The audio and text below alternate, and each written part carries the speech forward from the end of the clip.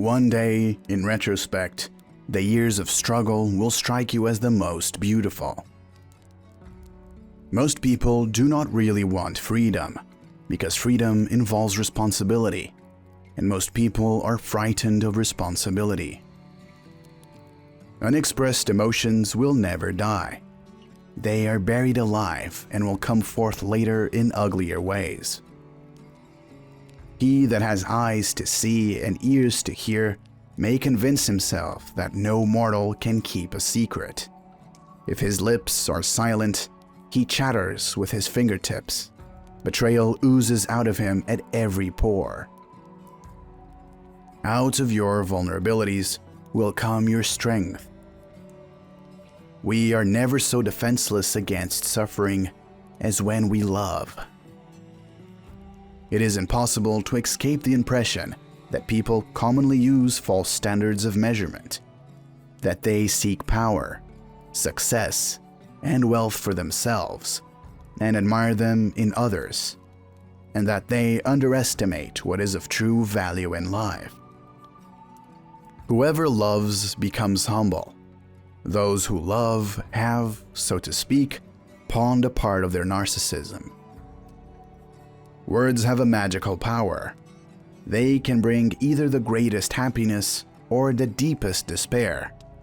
They can transfer knowledge from teacher to student. Words enable the orator to sway his audience and dictate its decisions.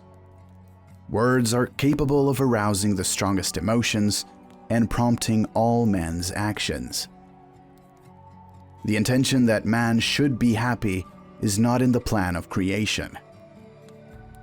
Men are more moral than they think, and far more immoral than they can imagine. A man should not strive to eliminate his complexes, but to get into accord with them. They are legitimately what directs his conduct in the world. The ego is not master in its own house.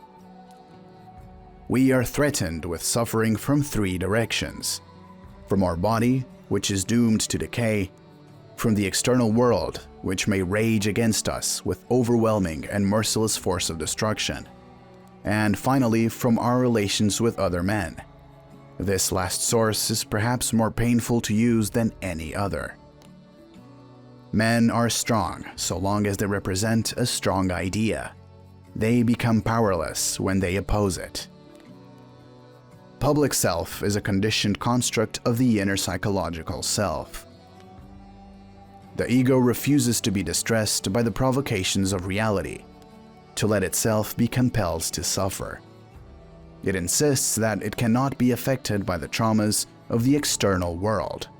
It shows, in fact, that such traumas are no more than occasions for it to gain pleasure. The liberty of the individual is no gift of civilization.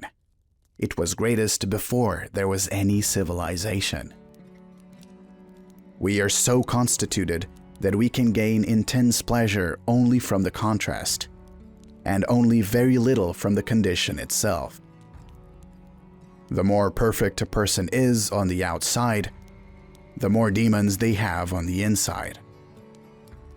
We are what we are because we have been what we have been, and what is needed for solving the problems of human life and motives is not moral estimates, but more knowledge.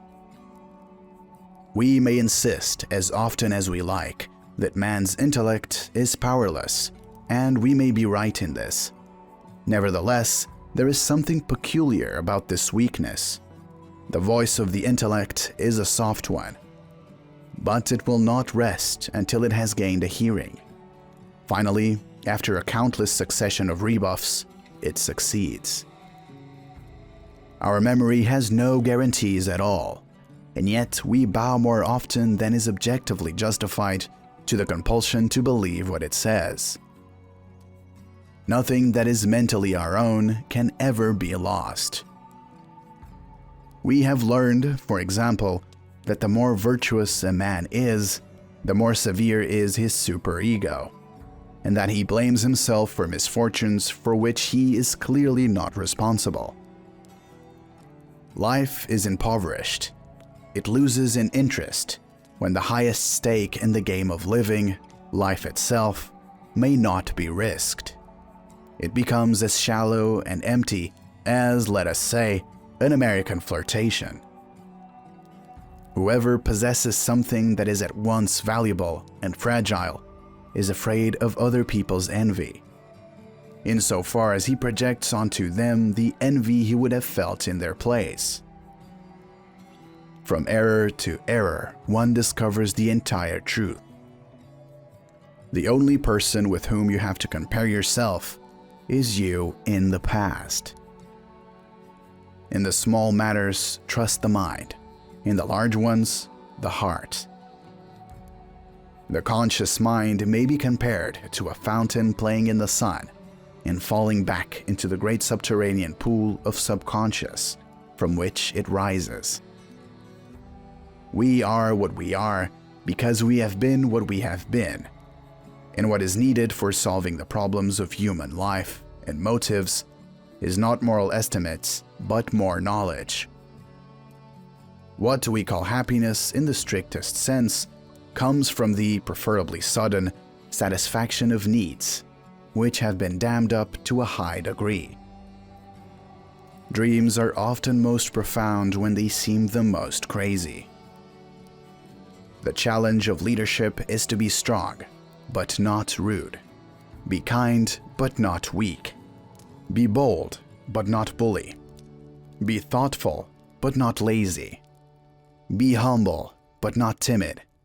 Be proud, but not arrogant. Have humor, but without folly. Neurosis is no excuse for bad manners.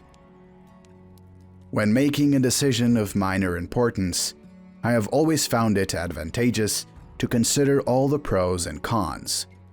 In vital matters, however, such as the choice of a mate or a profession, the decision should come from the unconscious, from somewhere within ourselves. In the important decisions of personal life, we should be governed, I think, by the deep inner needs of our nature.